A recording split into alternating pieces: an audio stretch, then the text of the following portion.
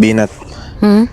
sadar atau enggak, udah banyak banget kiriman cerita yang nyeritain pengalaman tentang gangguan atau teror setan yang didapat pas momen pindahan rumah, ya kan? Hmm.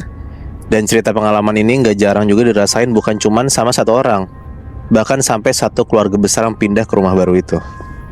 Keluarga yang nggak sadar kalau mereka ini ternyata pindah ke sebuah rumah kosong. Kosong sih sebenarnya dari penghuni manusia, tapi nggak kosong dari penghuni makhluk halus. Oke.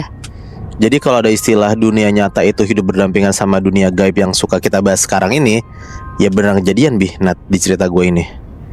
Ini cerita kiriman sebut aja dari Ayun namanya, yang kebetulan keluarga itu baru aja pindah ke sebuah kontrakan di pinggiran Majalengka.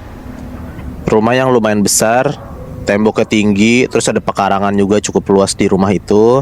Dan katanya rumahnya ini hampir 5 tahun kosong dibiarin gak berpenghuni. Rumah yang cukup murah dan dirasa cocok buat nampung keluarganya Ayun. Isinya itu ada Ayun, ibu, bapaknya, dan satu orang adiknya. Beberapa hari awal sih sebenarnya berjalan normal Nat. Rumah udah bersih, udah rapi, terus juga gak ada hal aneh apa-apa. Tapi buat beberapa hari itu Ayun tuh ngerasa kayak ada yang janggal nih.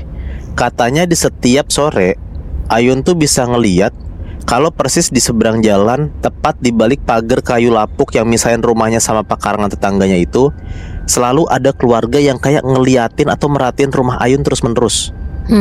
Nah, selalu ada 4 orang Nat di sana. Ada bapak-bapak, ibu-ibu, sama 2 orang anak lainnya. Nah, tapi mereka ini cuma kayak diem aja berdiri. Mukanya pucat, terus kayak natap, terus tanpa senyum tuh. Kayak kelihatan gak ramah lah ngerasanya waktu pas mantau si Ayun dan keluarga ini. Dan yang ngebuat Ayun ini lebih penasaran dan curiga sama orang-orang itu, pas dia itu lagi coba bisik-bisik ke ibunya. Intinya Ayun tuh nanya, kayak itu tuh beneran tetangganya atau bukan? Kok kayak gak ramah gitu tatapannya. Nah, ibu itu sempet tuh ngelirik tuh ke arah yang Ayun sebut. Nah, tapi habis itu muka nyokapnya tuh langsung tegang. Dan nyokapnya Ayun tuh cuma bilang,